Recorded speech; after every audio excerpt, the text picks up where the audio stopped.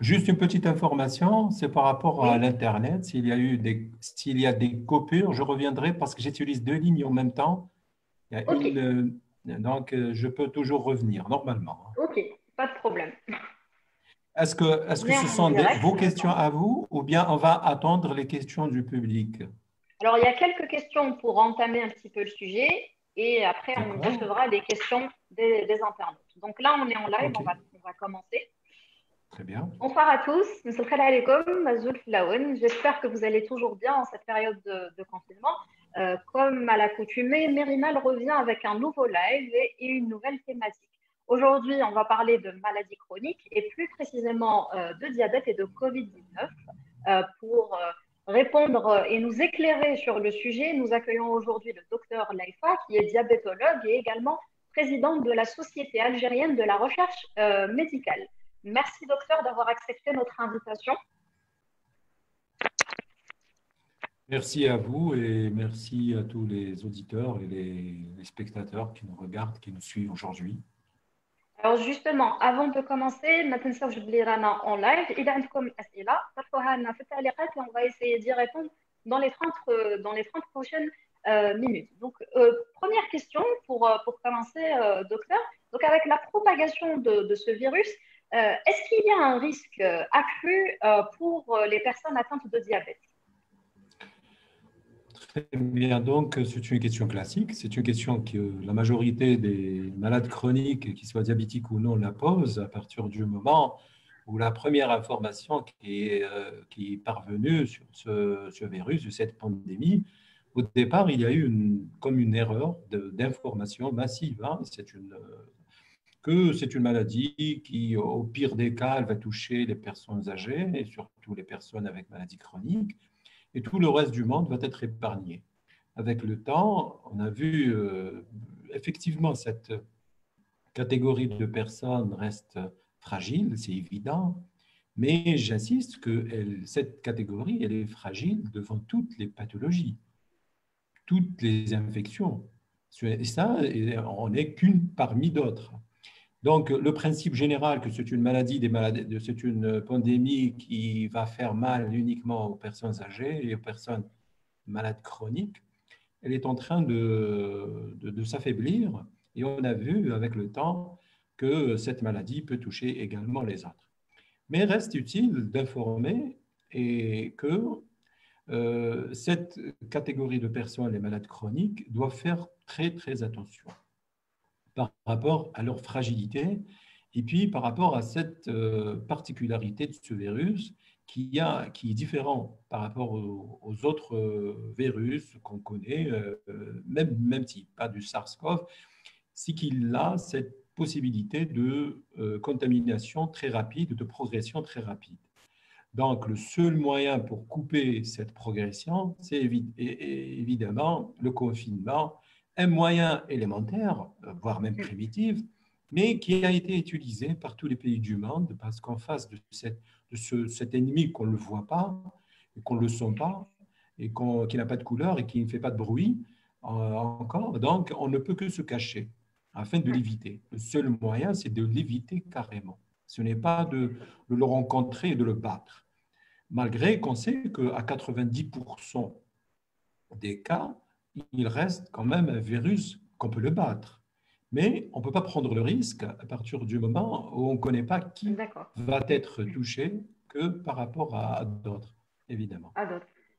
Et est-ce que le Covid-19 va présenter des caractéristiques, par exemple, enfin, spécifiques chez les personnes atteintes de maladies chroniques ou de diabète, plus précisément? Ou est-ce qu'il présente les mêmes spécificités? Alors ça, vous allez m'envoyer directement sur l'élément tangible qu'on possède actuellement. C'est une étude chinoise assez récente, parce que tout est dans l'actualité. On a des études qui sortent chaque semaine maintenant, vu l'événement qui est particulier, qui parle effectivement qu'il y a certaines particularités quand l'infection ou quand ce virus touche les diabétiques en particulier, hein, pas uniquement les maladies chroniques. Malgré que en matière de facteurs de risque, le diabète n'est pas le premier, hein. D'abord, c'est l'âge, ensuite les maladies cardiovasculaires, et en troisième lieu, le diabète. Bon, mais ça a été remarqué et je peux vous donner quelques éléments qui font un peu de différence. Que par exemple, chez le diabétique, 70%, 78%, la fièvre existe, ce qui n'est pas le cas chez tout le monde. L'ATOU à 37%, le CRP élevé à 5%, les troubles digestifs sont très fréquents chez les diabétiques. La mortalité est également très élevée, on va en parler après. Euh, Ce sont des éléments qui ne vont pas, parce que nous sommes dans le pourcentage, donc ils ne vont pas nous aider, mais ils vont un petit peu nous orienter sur la façon de les prendre en charge et qu'est-ce qu'on doit leur préparer comme moyen particulier quand il s'agit d'un diabétique atteint de COVID-19. Donc, c'est un élément qui est assez technique pour les professionnels de la santé une fois que ce patient a nécessité une hospitalisation. Parce que les protocoles qui ne sont pas les mêmes chez tous les pays, en fonction de leurs moyens, en fonction de beaucoup de choses, même pour l'hospitalisation, il y a des pays où l'hospitalisation est d'office quand il s'agit d'une maladie chronique, d'autres non, c'est en fonction des symptômes, c'est en fonction d'autres éléments. Mais il y a des recommandations qui ont été établies par, on peut dire, pas de recommandations dans le sens technique et scientifique du terme, mais on peut dire qu'il y a un consensus parce que même les sociétés savantes dans le monde n'ont pas eu le temps de se voir, de se réunir et de sortir avec des recommandations claires. Parce que là, on a une information chaque 24-48 heures et on a une étude qui sort chaque semaine, chaque 4-5 jours. Et là, vraiment, la communauté scientifique de le monde a été prise de façon très rapide et n'arrive pas à voir clair. Et parfois, déjà, même le grand public l'a remarqué que parfois, on rentre même dans la contradiction. Ce qui était valable il y a 10 jours ne serait pas aujourd'hui. Qu'est-ce Voilà. qu'on en sait?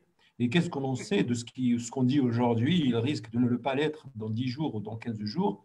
Effectivement, ce virus n'a pas encore révélé tous ses secrets parce que la pandémie en elle-même, ce n'est pas quelque chose de nouveau. L'humanité, dans son histoire, a toujours connu des pandémies, des épidémies, voire même plus atroces. Mais bien sûr, les choses ont changé, les moyens de résistance ont changé, les moyens de traitement, les médicaments et les Le vaccins. mode de vie aussi a changé, oui. Absolument. Donc, il y a plus d'un facteur qui influence cette évolution et cette prise en charge. Mais là, on est pris parce que dès le départ, on n'avait pas assez d'informations. Peut-être le premier pays qui a été touché, quand vous savez, la Chine, elle est restée, elle avait une politique bien particulière par rapport à ce qui se passe. Et il y avait un genre de catémini qui nous a pas quand même, parce que quand on voit des pays, des grands pays d'Europe, de l'Amérique et tout ça, qui ont été un petit peu pris au dépourvu et Et au ils n'ont pas dépourvu, oui. pu, voilà, ils n'ont pas pu prendre les mesures à temps. Ils sont en train de subir, alors qu'ils Oui. avaient dans le Les temps, moyens, oui. ils avaient les moyens, ils avaient l'information, parce que c'est une épidémie qui a commencé il y a 3 ou 4 mois. Donc, normalement, si vous avez toutes les informations dès le départ, vous aurez pu prendre les mesures nécessaires à temps et se préparer, d'où l'importance que ces informations changent pour des raisons qu'on connaît, pour des raisons qu'on ne connaît pas et pour des raisons qui sont propres au virus lui-même.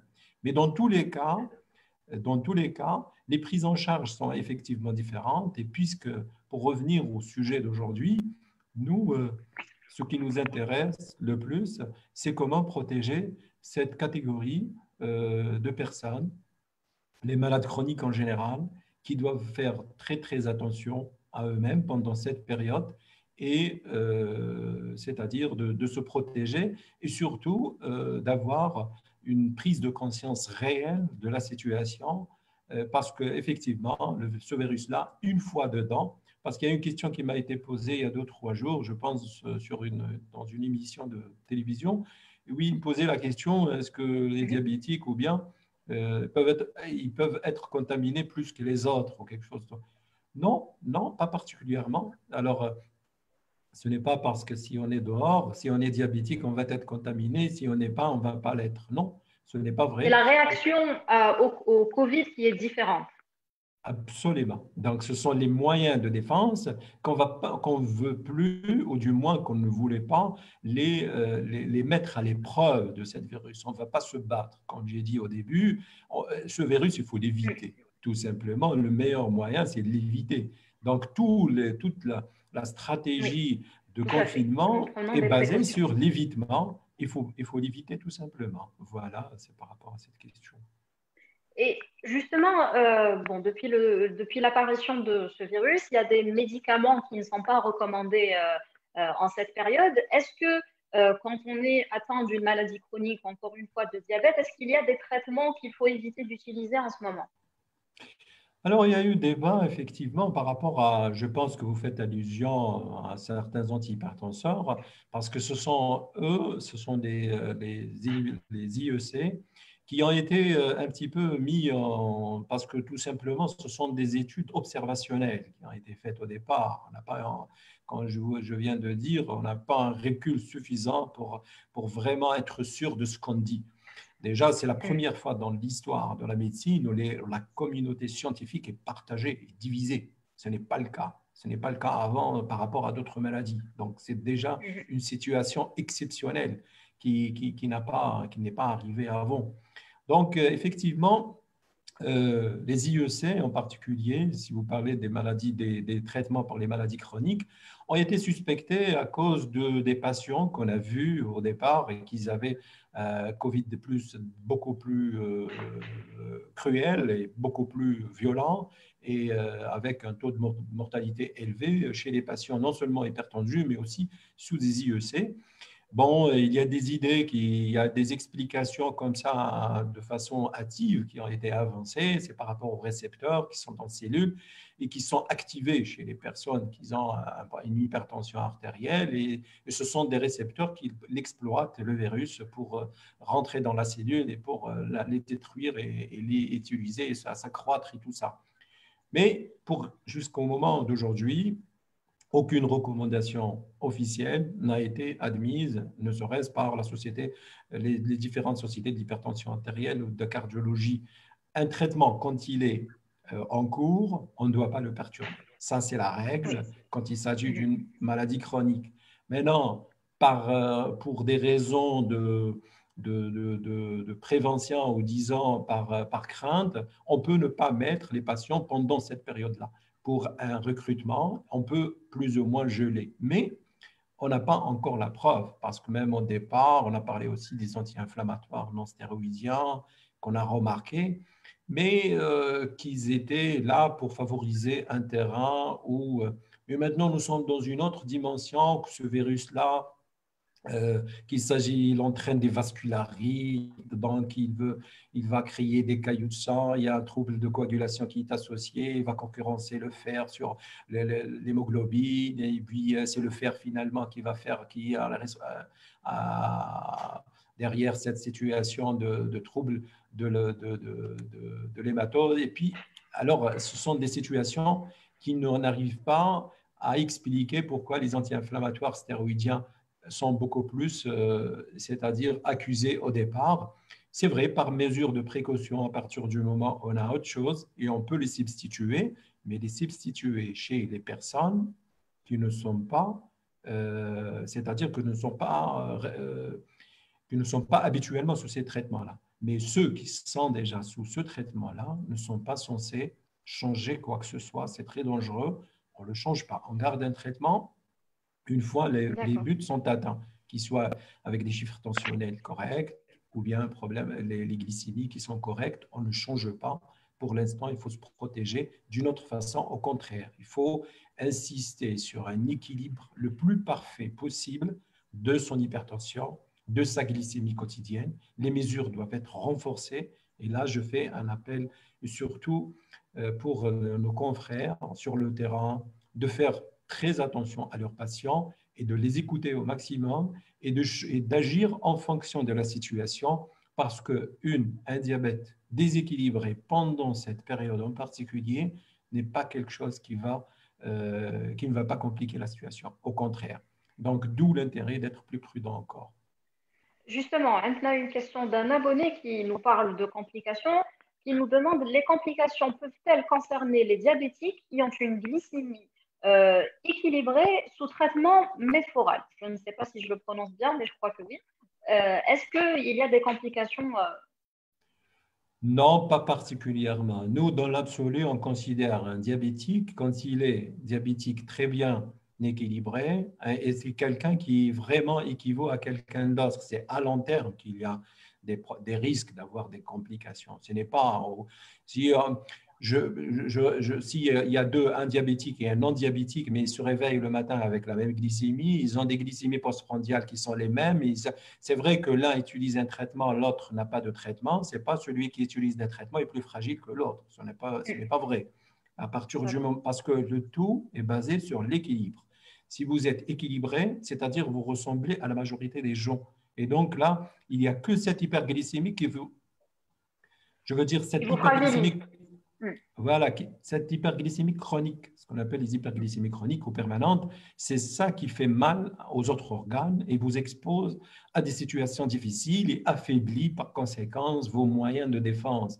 Mais si vous êtes très bien équilibré, il ne faut rien craindre, au contraire, il faut se confiner comme tout le monde, il faut faire attention comme tout le monde, effectivement prendre les traitements, réguler votre alimentation et surtout l'alimentation pendant cette période. N'oubliez pas qu'on oblige avant on conseillait les gens de bouger et de faire une activité physique. Là, malheureusement, nous sommes nous qui conseillent les gens de ne pas bouger. Donc, c'est quand même un paradoxe, mais c'est justement un délire. Donc,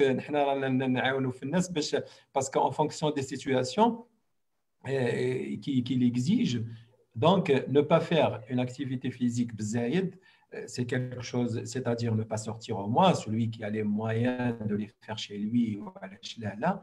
Mais donc, à ce moment, à cette situation-là, il faut surtout revoir un petit peu son alimentation. Parce que si avant on faisait une activité physique quotidienne, on va au marché, les hommes surtout qui sortent, ils vont au masjid, donc c'est des allées et des allers-retours quotidiens.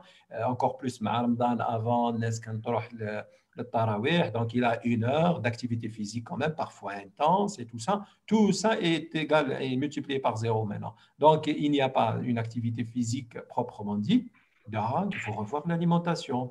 Les apports doivent être révisés à la baisse parce qu'on ne peut pas manger la même chose et ne rien faire. C'est comme si on faisait avant une activité physique. Ceci doit être révisé, mais de façon relative.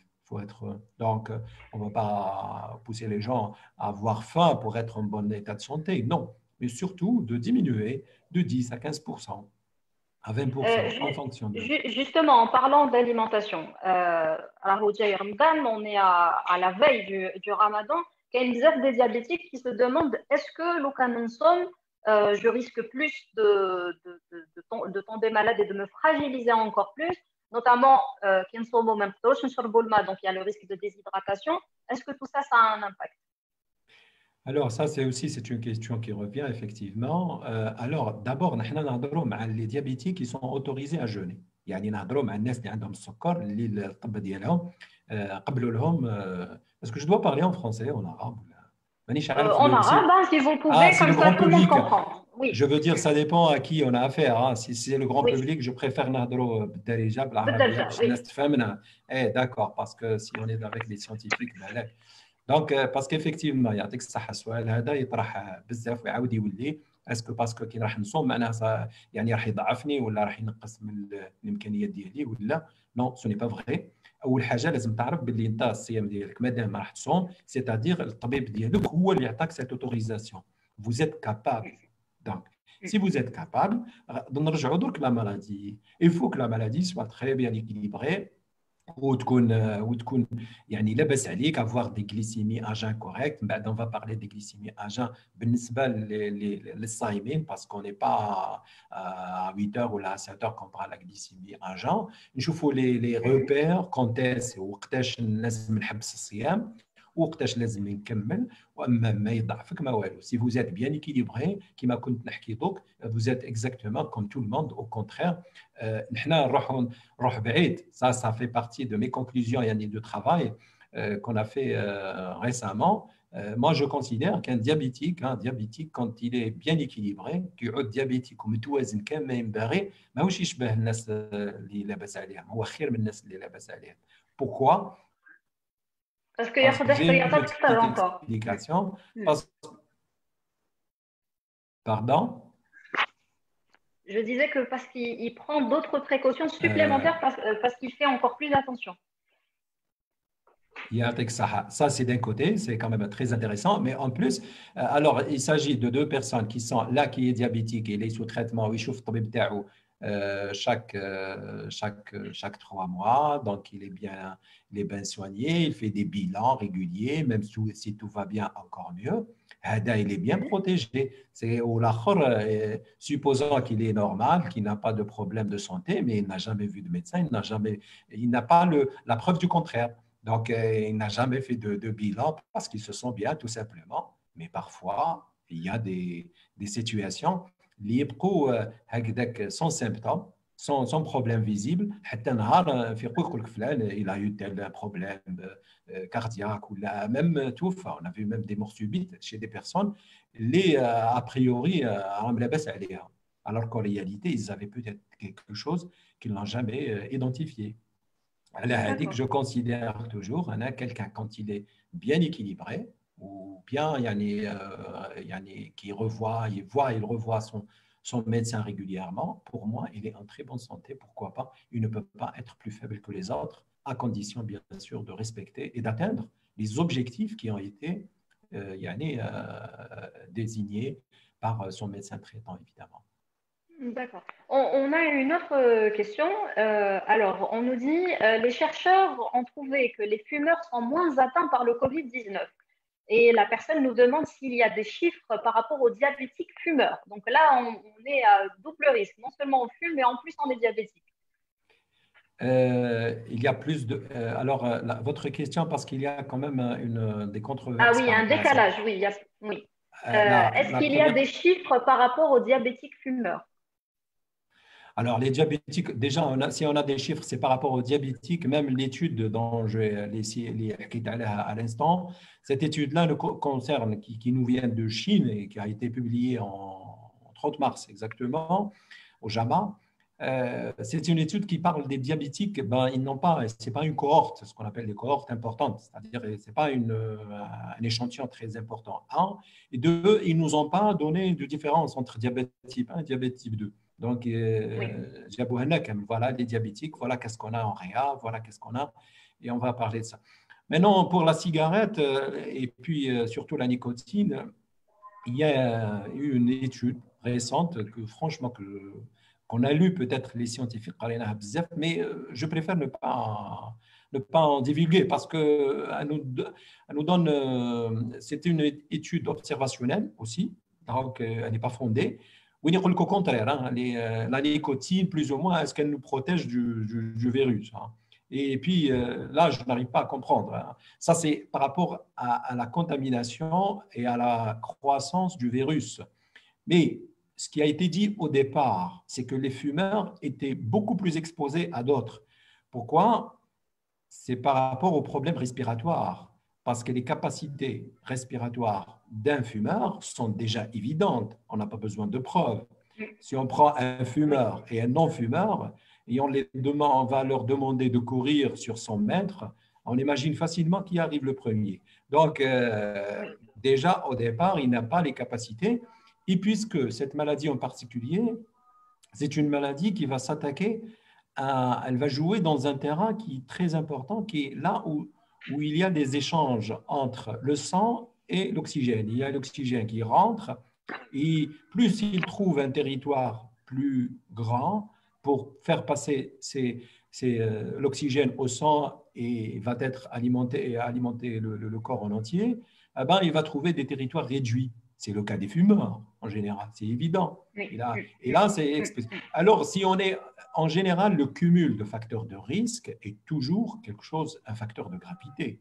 Si on est très âgé, on est diabétique, on est hypertendu, on a athéroscléreux, on est fumeur.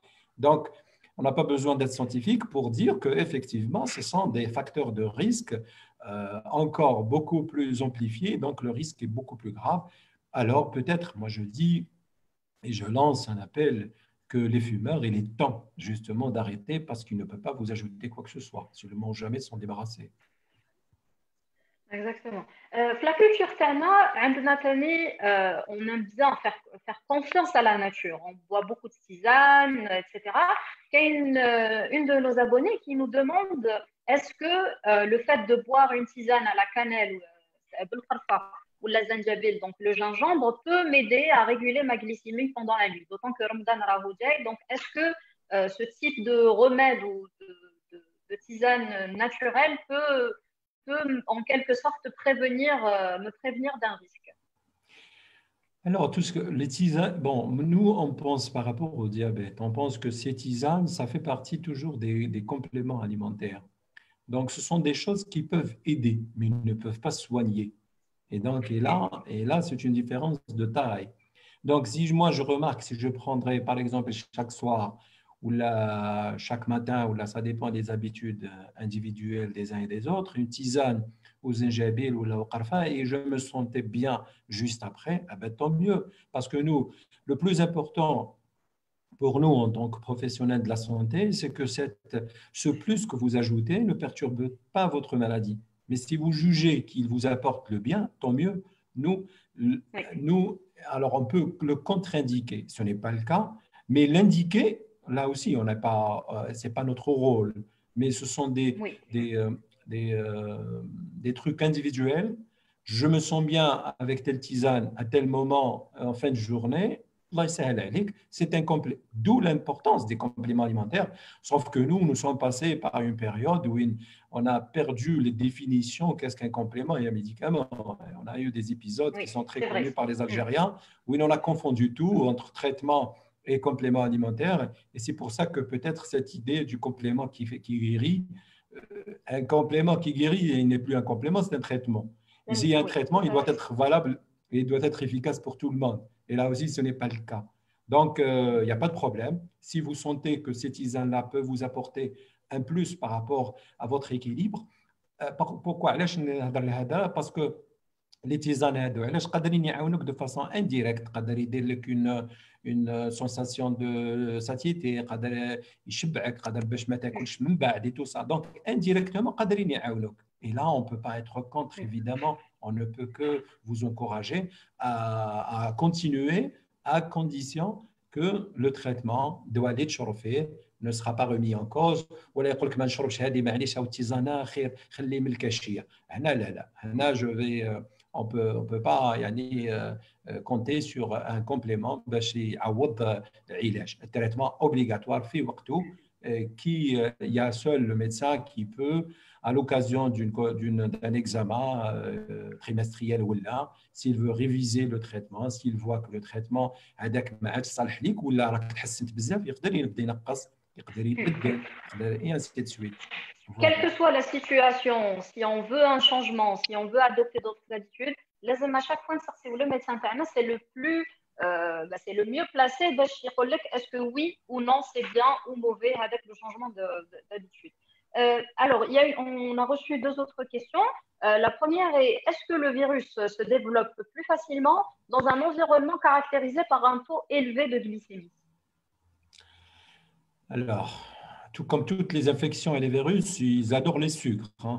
Donc, déjà, effectivement, donc, ils consomment énormément de sucre et vous voyez que dans le processus physiopathologique de ce virus, il rentre dans la cellule et il va lui bouffer tout le sucre d'abord et l'élément essentiel et il va bien sûr, c'est pour ça qu'il s'attaque à l'hypocondrie dans un premier temps et puis il va changer la nature de son ARN. Donc, afin que la multiplication ne va pas se faire de la même façon. Donc, la cellule va perdre sa On a une fonctionnalité et il ne va petite pas être. coupure, je pense. Euh, moi, je vous entends, je ne sais pas. Possible.